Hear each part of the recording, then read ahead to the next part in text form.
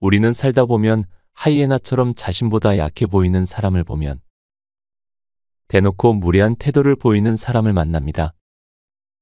이럴 때 우리들이 흔히 하는 실수가 상대방에게 싫은 소리를 하는 것입니다. 하지만 이런 대응은 결국 내 주변에 적을 많이 만들게 되고 상황을 더욱 악화시킬 수 있습니다. 심지어는 내가 어떻게든 논리적으로 따져도 욕하는 사람은 오히려 더 욕을 합니다. 그렇다고 무작정 화를 참는 것은 마음 건강에 더더욱 좋지 않습니다. 가장 효과적인 해결 방법은 말할 가치가 없는 사람에게는 무반응으로 대응하는 겁니다. 하지만 여러분, 이런 생각도 들지 않나요? 상대를 무시하면 제 화가 풀리지 않아요. 너무 맞는 방법이지만 막상 그런 상황이 오면 대응하지 못하는 나 자신이 바보 같아요. 맞습니다. 우리 모두는 이 방법이 최선임을 알고 있지만 실제로 그 상황에 부닥쳤을 때 적절히 대응하는 것이 어렵습니다. 그래서 이번 영상에서는 마치 운전을 처음 배울 때처럼 인간관계에서도 실전 연습을 할 수 있도록 7가지 방법을 알려드리려고 합니다. 모두 다 해보겠다는 마음보다는 7가지 방법 중에 마음에 드는 딱 1개만 실천해보세요. 좋아요와 구독 버튼 한 번씩 눌러주셔서 저에게 작은 힘들을 모아주시면 감사하겠습니다. 지금부터 시작합니다. 첫 번째, 딱 5초 눈을 쳐다본다. 예전에는 인간관계 빌런에게 굉장히 많은 상처를 받았다. 그 사람들이 하는 무례한 행동과 말을 고지고대로 흡수했고 그러다 보니 스스로가 많이 힘들어졌었다. 야, 너 그렇게 살아서 못 을래? 야, 너 정신 좀 차려라. 너 나이가 몇인데. 이런 말들이 날카롭게 내 가슴을 후벼 팠고 내가 많이 못난 건가라며 자책도 했었다. 하지만 이제는 그런 사람들에게 그런 말을 들었을 때 결코 상처받지 않는다. 그냥 시선을 피하지 않고 딱 5초 정도 눈을 빤히 쳐다본다. TV를 보다 연예인 김숙의 놀라운 대처법에 깜짝 놀란 적이 있다. 방송을 하며 김숙은 남자같이 생겼다라는 무례한 패널의 농담 아닌 농담에 그 사람을 지그시 바라보며 상처 주네라고 감정 없이 한마디 내뱉었고 이윽고 그 무례한 농담을 한 패널은 김숙에게 진심으로 사과를 했었다. 그처럼 인간관계 빌런들에게는 무례함의 정도를 눈빛으로 나타내야 한다. 그렇게 굳은 표정으로 눈을 응시하면 빌런은 스스로 찔려서 말과 행동을 돌이켜보게 된다. 두 번째, 20초 이상 생각하고 있지 마라. 인간관계 빌런들의 말을 굳이 집에 가서까지 곱씹고 생각할 필요가 없다. 그들은 어떻게든 관심을 받고 싶어 허구와 과장을 밥 먹듯 하고 상대방을 상처 입힐 궁리만 한다. 이들의 인생 가장 큰 행복이자 관심사는 자신의 말로 인해 상대방이 불안해하고 상처받는 것을 눈으로 확인하는 것이다. 그렇기에 이런 사람들에게 굳이 관심을 줄 필요도 없고 감정을 소모할 필요도 없다. 잘 배운 사람들은 자기 자신에 대한 확신이 있기에 이런 질 낮은 사람들과의 논쟁도 감정 싸움도 굳이 하지 않는다. 보는 관점이 다르고 생각의 크기가 다르기 때문이다. 그렇기에 행여나 이런 빌런들을 만난다면 이들이 여러분들에게 준 상처에 대해 진지하게 곱씹을 필요 없다. 그 무례를 고지고대로 받아들이면 더 신나서 날뛸 테니 굳이 먹이를 줄 필요가 없다. 세 번째, 선을 넘었다 싶으면 5초 안에 짚어줘라. 빌런들은 눈치를 나름대로 잘 본다. 그래서 이 사람이 상처 줄 만하다, 무시할 만하다, 놀릴 만하다라고 확신이 드는 순간부터 집중 포화에 들어간다. 그렇기에 이런 사람들이 선을 넘기 전에 반드시 짚어주는 태도가 필요하다. 최근 동아리 활동을 하며 사람들과 그 안에 많이 친해졌다.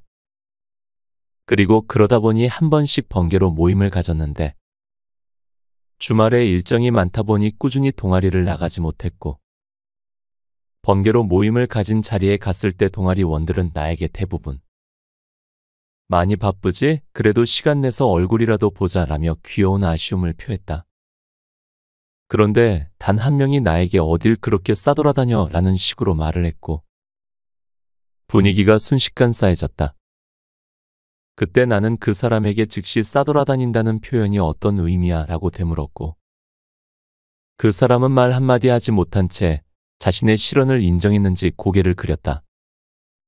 이처럼 인간관계 빌런에게는 당신은 지금 선을 확실히 넘었습니다 라고 짚어줘야 한다. 이들은 꽤나 영악해 어디까지 선을 넘어도 될지 머릿속으로 계속해서 계산한다. 그렇기에 즉시 짚어서 조건 반사를 만들어야 한다. 무례한 사람에게 당신의 소중한 감정과 에너지를 낭비하지 마라. 이런 사람들에게는 무한함을 주더라도 확실하게 잘못됐다는 점을 인지시킬 필요가 있다. 네 번째, 분노를 치근함으로 바꿔버려라. 친구 중에 한 명이 갑자기 씩씩거리며 나를 찾아온 적이 있다. 6년 연애를 하고 결혼을 앞두고 있는 친구였는데, 예비 남편의 예물 시계 브랜드를 갑자기 어떤 지인이 물어서 말해줬더니 예물 시계로는 좀 급이 떨어지는 브랜드 아닌가요? 좀 더 주고 좋은 거 사시지라는 식으로 말 같지도 않은 말을 했다는 것이다. 그 상황에서 그 친구는 아무 말도 못했던 자신에게 큰 분노와 짜증이 났었고, 지금도 계속해서 분하다고 얘기했다. 그래서 나는 그 친구에게 이렇게 말했다. 그냥 측은하게 생각해줘라. 축하해줘도 모자란데. 굳이 그렇게까지 얘기하는 사람이라면 분명 자신 안에 큰 결핍이 있을 거야. 얼마나 불쌍하냐. 그렇게 굳이 시계 브랜드 갖고 남 기분 망치려고 애쓰는 사람이 분명 자신의 인생이 보잘것없으니 남의 인생 가지고 왈가왈부하는 거 아니겠어? 너가 아무렇지 않게 생각하고 오히려 그 분노라는 감정을 측은함으로 바꿔버리면 진짜 아무 생각 안 들걸? 그렇게 친구한테 말해주니 친구도 훨씬 더 마음이 편해지고 도리어 기분이 좋아졌다고 얘기한 적이 있다. 이처럼 무례한 사람에게 할 수 있는 가장 큰 복수는 무관심이다. 이들은 사람들의 괴로움을 먹고 자라나는 기괴한 동물과도 같다. 자신의 반응에 상대방이 괴로워하면 거기서 희열을 느끼고 더 커지는 것이다. 그러니 절대 먹이를 줄 필요가 없다. 철저하게 무시하고 불쌍하게 여겨주면 된다. 다섯 번째, 한마디 한마디 곱씹지 마라. 상대방의 무례한 말 한마디를 곱씹고 계속해서 되뇌며 내가 진짜 그런가 라며 자기 비하를 했던 적이 다들 있을 것이다. 한마디 한마디에 이렇게 감정을 담고 일일이 반응하고 해결하려고 하면 문제가 계속해서 커질 수밖에 없다. 제가 왜 이렇게 얘기하는 거지? 어떤 의도로 저런 말을 하는 걸까? 정작 상대방은 아무 생각 없이 한 말을 나 혼자 확대 해석하고 큰 의미로 받아들이면 나만 힘들다. 그리고 그게 심해지면 어떤 말을 들어도 피해 의식으로 확대될 수 있다. 뭐지? 나 무시하는 건가? 왜 저런 말을 이 상황에서 굳이? 상대의 말 한마디에 큰 의미를 두지 말자. 건강한 마음을 지키기 위해 가장 필요한 방법이다. 또한 스트레스가 쌓이면 건강도 해치고 되는 일도 안 된다. 불편한 말 한마디를 계속해서 머릿속에 갖고 있으면 되는 일도 안 될 뿐더러 건강도 해친다. 누군가의 말 한마디 때문에 밤잠을 이루지 못하는 경우도 있다. 이때 물론 그런 무례한 말을 한 사람의 잘못도 있지만 결국 그 말을 받아들인 것은 나의 문제다. 그렇기에 그냥 지나가는 한마디, 스쳐가는 한마디에 괜히 내가 스트레스 받고 괴로워할 필요가 없다. 스트레스가 계속 쌓이면 건강도 해치고 되는 일도 안 된다. 그래놓고 나중에 그 사람에게 너가 그때 그런 말을 해서 내 인생이 이렇게 되는 일이 없게 됐어 라고 하는 것도 말이 안 되니까. 결국 내가 어떻게 받아들이느냐의 문제인 것이다. 덮어둘 수 있는 것은 편하게 수면 밑으로 덮어두고 내 인생 잘 살자. 그게 가장 편하게 인생을 살아갈 수 있는 해결책이다. 6번째, 상대를 무시하고 내 일을 신경 써라. 잊지 말자. 내가 상처를 받는다 해서 상처를 준 사람들은 결코 미안해하거나 죄책감을 느끼지 않는다. 잘 모르고 상처를 줄 수도 있지만 상처를 주는 사람들의 대부분은 상대방에 대한 배려가 부족하고 그 배려심을 키울 생각조차 하지 않는 경우가 대부분이기 때문이다. 또한 일이 잘 되면 모든 게 아무렇지 않다. 그런 말 한마디 한마디에 신경 쓸 여유도 없고 내일 하기에도 부족한 시간이다. 내가 정말 좋아하는 명심해라. 자신의 인생이 별 볼 일 없으면 남 사는 얘기로 많은 시간을 보낸다라는 명언이 있다. 정말 맞는 말이다. 그렇기에 사소한 말 한마디에 신경 쓸 시간에 어떻게 하면 내가 하는 일에 집중할 수 있을지, 더 잘할 수 있을지를 고민하고 생각하자. 상처가 깊고 누적되다 보면 언젠간 반드시 터지기 마련이다. 만약 여러분이 예민한 성격이라 하더라도 반드시 의도적인 연습을 통해 바꿔나가야 한다. 1분 1초도 머릿속에 담고 있을 필요 없다. 그 말들은 모여서 여러분을 갉아먹을 뿐이다. 7번째, 상대가 주는 도움이라도 원치 않으면 단호하게 끊어라. 누군가를 만나다 보면 이런 느낌을 받을 때가 있다. 분명 나를 위해 주는 것 같은데 왜 이렇게 불편하지? 나에 대한 조언과 잘 되라는 마음에서 해주는 행동들과 말이 모두 간섭으로 느껴지고 심할 경우 굉장한 부담으로 다가와 나를 힘들게 한다. 하지만 그 행동이 결코 악의로 느껴지지 않고 나를 위한 선해 같아 단호하게 말을 할 수도 없다. 심리학자인 앤젤린 밀러는 이런 사람들을 일컬어 인에이블러라고 명명했다. 인에이블러는 상대방을 사랑하고 진심으로 생각한다는 명목으로 오히려 상대방의 인생을 망치고 방해하는 사람을 말한다. 이들의 가장 큰 문제는 굳이 상대가 도움이 필요하지 않은데 그런 부분까지 자신이 나서서 도움을 주려 하고 상대에게 큰 부담을 지게 하는 것이다. 예를 들면 굳이 운동을 하고 싶어 하지 않는 친구에게 너 살 빼야지. 언제까지 그렇게 살 거야? 내가 도와줄게. 같이 하자라며 원치 않는 무언가를 계속해서 강요하거나 이거 건강에 좋은 거니까 빨리 먹어. 다 아들을 위한 거야 라며 굳이 먹고 싶지 않은 건강식을 차려놓고 건강에 좋은 거니 너를 위한 거니 빨리 먹으라는 식으로 강요하는 부모의 경우가 이와 같다. 사실 이 에이블러들이 간과하고 있는 사실은 본인들은 본인이 상대방의 인생에 정말 큰 도움을 준다고 착각하고 있는 것이다. 이들은 상대방이 자신의 오지랖으로 인해 괴로워하면 내가 도움을 준다고 말하면서 이 사람의 삶을 힘들게 했구나라며 반성하기는커녕 지금은 저렇게 힘들어하지만 봐봐 결국 다 좋아지는 과정이야 라며 스스로의 행동이나 말을 정당화한다. 영화 베테랑에서 유아인은 문제 삼지 않으면 문제가 안 되는데 문제 삼으니까 문제가 된다라는 명언을 남긴 적이 있다.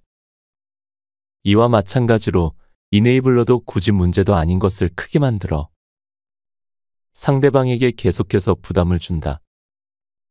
이런 유형들은 주변에서 흔히 찾아볼 수 있는데 특히 부모와 자식 관계에서 겪는 경우가 많다. 예를 들면 다 너를 위한 거야 라며 굳이 자식이 원하지 않았는데도 자신의 모든 것을 희생해 아이의 뒷바라지를 하는 부모님의 경우 이런 경우 서로의 가치관이 너무나도 다르기 때문에 필연적으로 갈등의 골이 깊어질 수밖에 없다. 자식은 원하지도 않는데 왜 이렇게 강요하는 거야 라며 반발심을 가지고 부모는 내가 이렇게 희생하는데도 고마워하기는커녕 말도 안 들어라며 분노한다. 그런데 이런 문제는 애초에 전제 자체가 잘못된 것이다. 상대방이 그것을 원하느냐를 먼저 파악하고 원한다면 상대가 나의 도움을 필요로 하는가를 확인해야 하는 문제인데 자신의 기준을 상대방에게 강요하고 그로 인해 상대를 컨트롤하겠다는 잘못된 생각을 하는 것이다. 이들은 자신이 좋은 사람이라는 것을 주변에 널리 알리기 위해 어떻게든 자신을 변호하려 한다. 내가 그렇게 도움을 주는데도 나한테 고맙다는 말 한마디 하기는커녕 오히려 부담을 갖더라고. 섭섭하지만 어떻게 하겠어. 내가 선택한 길인데 라며 자신이 마치 이 사람의 인생을 위해 모든 걸 희생하고 그에 따른 고통을 기꺼이 감내하겠다는 뉘앙스의 말이나 행동을 한다. 굳이 도와줄 필요가 없는 부분까지 도와주려 하며 도리어 나중에는 내가 베푼 것에 대한 보상을 해달라는 무언의 압박까지 한다. 이를테면 원치도 않는 운동을 억지로 시켜서 상대방이 받는 스트레스나 압박은 생각조차 않고 나 덕분에 아침 일찍 일어나서 운동하는 습관 생겼지? 살도 좀 빠진 것 같은데? 난 바라는 건 크게 없어. 그냥 뭐 알아서 해주는 거지. 차라리 진심으로 도와주고 싶었다면 그냥 생색내지 말고 도와주기라도 하지. 이런 은혜를 갚으라는 무언의 압박을 하는 자체가 어이가 없고 화가 날 뿐이다. 내가 필요에 의해 도움을 요청한 거라면 전혀 상관이 없는데 그게 아니니 부담스럽다. 이들의 숨겨진 공통적 특징 중 하나는 바로 자존감이 낮다라는 것이다. 표면적으로는 상대방이 나로 인해 성장하고 잘 됐으면 좋겠다라는 슬로건을 표방하지만 결국 내가 상대방에게 소중한 존재가 되어 상대방이 나의 가치를 인정해주고 존중해주면 좋겠다라는 심리가 내재되어 있는 것이다. 그렇기에 정신적으로든 물질적으로든 보답을 바라는 것이고 원치 않는 도움을 부담스럽게 계속해서 주려 하는 것도 이와 괴를 같이 한다. 이런 사람들의 원치 않는 도움을 거절하는 방법은 단 하나다. 그 사람의 호의에는 감사를 표하되 내가 지금 그 호의가 필요 없다는 것을 정확하게 인지시켜주는 것이다. 이렇게 나 챙겨주고 배려해준 거 너무 고마워. 그런데 지금 나는 내가 해야 할 게 많아. 그걸 할 여유는 없어. 그러니 마음만 받을게. 이런 식으로 상대의 호의를 인정하고 그 호의에 대한 거절을 확실히 한다면 이런 이네이블러들의 원치 않는 도움을 막을 수 있다.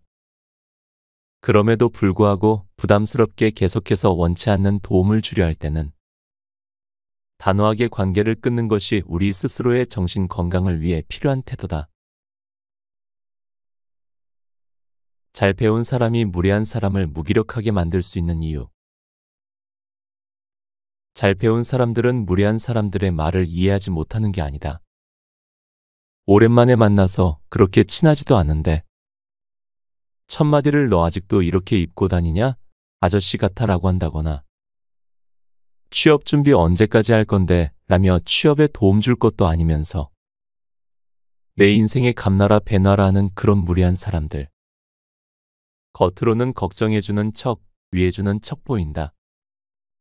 너가 다른 사람들에게 올드한 이미지를 줄 것 같아. 내가 패션에 대한 지적을 하는 거야. 나는 솔직하잖아. 아직 취업 준비하는 건 너 나이 때는 사실 좀 아니지. 부모님 생각도 해야지 라는 식의 걱정을 표방하는 무례를 저질러 반응을 하기도 애매할 수 있다. 그러나 이런 무례한 사람들의 내면은 굉장히 다르다. 무례한 사람들은 자신이 평가하는 위치에서 그 사람들의 마음을 조종하고 싶어하는 심리가 있다. 상대방으로 하여금 자신에게 의존하게 하여 자신의 말을 철석같이 믿고 대단한 사람으로 생각하며 자신을 떠받들어 주길 원하고 신봉하게 하길 원한다. 그러나 잘 배운 사람들은 결코 그런 것에 일희일비하거나 무례한 사람들의 말 한마디 한마디에 반응하지 않는다. 그들은 애초에 못 배운 무례한 사람들의 평가 따위에 의존하지 않기 때문이다. 무례한 사람들의 말을 들었을 때 아, 진짜 좀 올드한가? 아저씨 같은가? 이제 그만 노력할 때 된 건가? 라며 스스로를 돌아보고 괴로워하지 않고 지 인생이나 열심히 살지 라고 생각하고 치워버린다. 무례한 말을 들었을 때 왜 이런 말을 하지? 라며 의미를 되뇌는 게 아니라 그딴 말에 대해 생각하며 내 정신 건강 망칠 바에 편하게 쉬는 편이 낫다 생각하는 것이다. 그렇기에 그냥 그런 말을 했을 때 알겠어 라고 하면서 무례함을 이어나갈 여지를 원천 차단해버린다. 이들은 자신의 무례가 무시로 돌아올 때 한순간에 무기력해진다. 인간관계에서 일도 필요 없는 세 가지. 첫째, 떠나간 인연. 10년 지기 친구를 잃은 적이 있다. 그 친구와 어릴 때부터 굉장히 친하게 지냈었는데 성격 차이로 많이 다퉜고 어느 순간 연락을 안 하게 됐다. 몇 달간은 정말 힘들었다. 다시금 그 친구와 연락을 하고 싶고 관계를 개선시키고 싶었기 때문이다. 그러나 그런 나의 마음을 알았는지 내가 의지하는 형 한 명이 이렇게 말했다. 이미 떠난 인연에 대해서는 굳이 너의 감정을 소비하면서까지 생각 안 해도 돼. 서로가 그냥 서로의 행복을 빌어주고 자신의 인생을 열심히 사는 게 최선이야. 그 형의 말을 듣고 더 이상 떠나가 버린 인연에 대해 생각하지 않으려 노력했고 내가 할 것들을 하며 시간을 보내니 더 이상 그 사람들로 인해 괴로워하지 않게 됐다. 헤어진 연인이든 성격과 가치관 차이로 더 이상 보지 않기로 한 친구든 떠나간 인연에 대해서 전혀 괴로워할 필요가 없다. 어차피 떠난 사람들이고 그들과의 좋았던 추억을 떠올려봤자 내 마음만 아프기 때문이다. 아쉽지만 간 사람은 간 사람이다. 그들보다 중요한 건 현재의 내 인생이고 내 곁에 남아있는 좋은 인연들이다. 둘째, 쓸모없는 질투. 질투는 크게 두 가지 종류가 있다. 건강한 질투와 쓸모없는 질투. 건강한 질투는 이런 것이다. 잘 나가는 사람, 성공한 사람, 열심히 살며 자신이 원하는 것을 성취한 사람을 보며 와, 나도 저렇게 되고 싶다라는 건강한 질투심을 느끼고 자신의 인생을 변화시키기 위해 노력하는 질투를 성장의 동력으로 삼는 경우다. 30살의 나이에 경제적 자유를 이룬 사람의 유튜브를 보고 어떻게 그 사람이 경제적 자유를 이뤘는지 영상을 꼼꼼히 살펴보며 자신도 그 방법을 인생에 적용하고 더 나아지려고 하는 것과 같다. 반면 쓸모없는 질투는 뭐야, 금수저 아니야? 쟤가 뭔데 잘 돼? 틀림없이 부정한 방법으로 돈 벌었겠지 라며 상대방의 성취나 성공의 가치를 폄하해버리고 보잘것없는 것으로 만드는 것이다. 하지만 이런 사고방식은 본인에게 하등 도움될 게 없다. 나도 돈만 있으면, 나도 부정한 방식만 쓴다면, 나도 누군가가 도와준다면 같은 의미 없는 가정으로 스스로 행복 회로를 돌리지만 결국 현실은 시궁창이고 이런 현실과 가정의 괴리는 계속해서 커져 심할 경우 허언증이나 리플리 증후군으로 발현되기도 한다. 그러니 인생에 하등 도움되지 않는 쓸모없는 질투는 더 이상 하지 않기로 하자. 셋째, 복수한다는 다짐. 밀란 쿤데라의 농담이라는 책의 줄거리는 이렇다. 좋아하는 여학생에게 쓴 편지에 실린 농담 한마디에 대학교를 그만두게 되고 자신의 젊은 시절을 빼앗긴 주인공은 몇십 년간 과거에 얽매여 살며 자신을 그렇게 만든 동료 제마닉에게 복수를 기회를 호시탐탐 노린다. 하지만 몇십 년 만에 재회한 그의 동료는 자신이 증오했던 예전의 모습과는 많이 달라져 있었다. 그는 무엇을 위해 몇십 년의 시간을 보냈던 걸까? 이 책을 읽으며 참 많은 생각이 들었던 기억이 난다. 인간관계에서 나를 무시한 사람들에게 복수하겠다는 일념으로 비생산적인 시간을 보내는 사람들이 꽤나 있다. 그들의 공통적인 생각은 내가 무시당한 만큼 너를 괴롭힐 거야 인데 이런 가치관은 자신의 인생에 하등 도움되지 않으며 심지어 인생을 퇴보시키기도 한다. 그러니 뿌리 깊은 복수심 때문에 스스로의 인생을 망치지 마라. 그 시간에 스스로를 발전시킬 생각을 하고 더 좋은 사람들과 좋은 시간을 보낸다면 훨씬 더 가치 있는 인생을 꾸려나갈 수 있을 것이다. 곁에 두고의 짧은 생각. 오늘은 그저 저의 영상을 끝까지 시청해 주시는 분들에게 정말 진심으로 감사드린다는 말씀을 전하고 싶습니다. 많이 부족한 채널이고 성장해야 하는 부분이 많지만 늘 시청해 주시는 여러분이 있어 하루하루를 보람차게 보내고 있습니다. 솔직히 제가 아직 인생을 많이 살진 않았지만 힘든 일이 있을 때는 옆에서 멘토 역할을 해주는 사람이 있다는 게 든든한 버팀목이란 걸 알았습니다. 책 곁에 두고 채널이 여러분에게 버팀목이 되고 여러분도 제 채널에 든든한 버팀목이 되어주시면 정말 감사하겠습니다. 저는 내일도 도서관에서 좋은 책을 가져와 좋은 영상을 만들려고 노력합니다. 오늘도 함께 해주셔서 정말 감사합니다. 책, 무례한 사람에게 휘둘리지 않는 법을 읽고